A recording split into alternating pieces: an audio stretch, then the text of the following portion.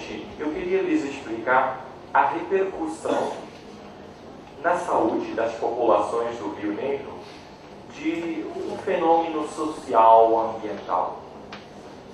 Há pouco tempo que se fala de que Chagas, que não existia, essa doença que não existia na Amazônia, existe. Nos livros, se vocês olhem nos livros, vocês vão ver isso aqui.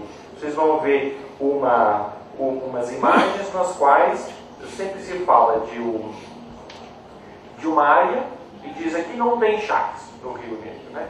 E vocês sabem que Chagas é uma infecção que no 30% das pessoas provoca problemas de coração e que traz muita mortalidade. Tudo bem. Um dado curioso. O próprio Carlos Chagas, o pesquisador brasileiro que saindo do Rio foi para lá, ele passou pelo Rio Negro e disse, no 1913, aqui não há Chagas. Há outras doenças, mas Chagas não há. Por que em 1913 ele disse não há? E hoje há. Foi ele que em 24, ele quando isolou sangue, né, desse macaquinho bonitinho, que é muito frequente no Rio Negro, ele concretamente de espécies do Pará, ele disse, tem a infecção. O parasito está na selva amazônica.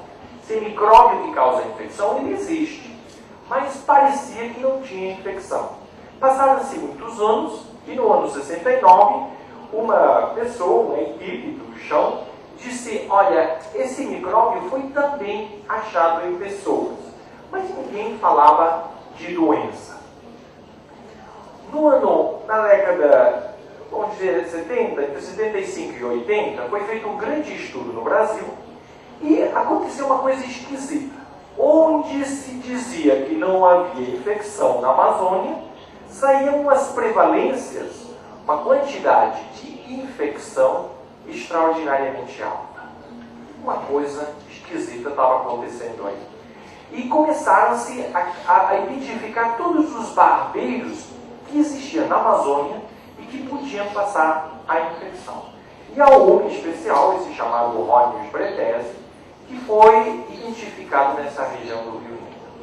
Sabia-se naquele momento já que a infecção existia em um monte de animais, roedores, marsupiais, etc., etc., e que nos seres humanos, em vários lugares, era detectado o micróbio, o parasito, mas ninguém falava de doença.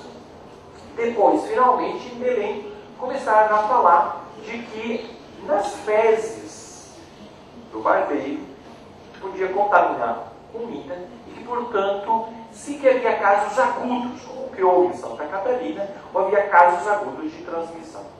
Ok, vamos finalmente para Barcelos, de onde vem diretamente Dona Dilsa.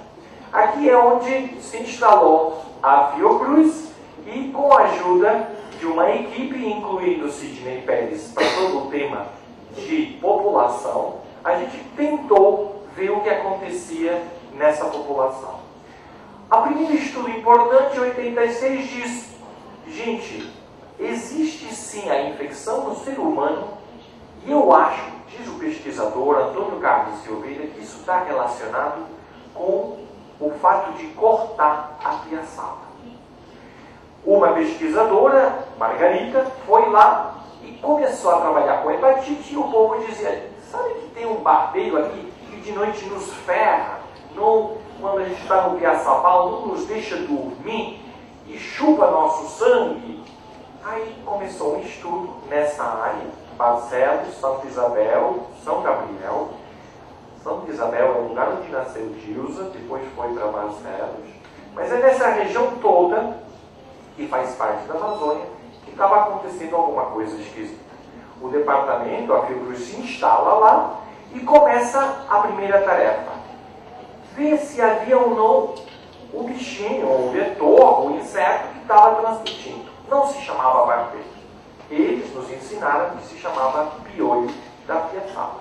O piolho da piaçaba era o vetor, chamado cientificamente de Ronius Bretesi, que aqui dentro dos piaçabais e ferrava. Foi Toby Barry, essa pessoa, que identificou e disse, esse é o que está transmitindo a infecção dos animais para o ser humano quando o ser humano entra dentro da selva, se instala dentro e começa a cortar da piaçaba para vender, para que talvez no Rio de Janeiro e em outras cidades seja transformado em vassoura e outras coisas. Chegou-se assim a definir que 5% da população dessa região estava com a infecção, tinha o parasito. Definiu-se também que havia uma série, uns parasitos que eram, vamos dizer, diferentes do resto, do que existia no Rio de Janeiro, do que existia no resto da América Latina. Era um parasito, sim, era um cachorro, vamos dizer, mas era de uma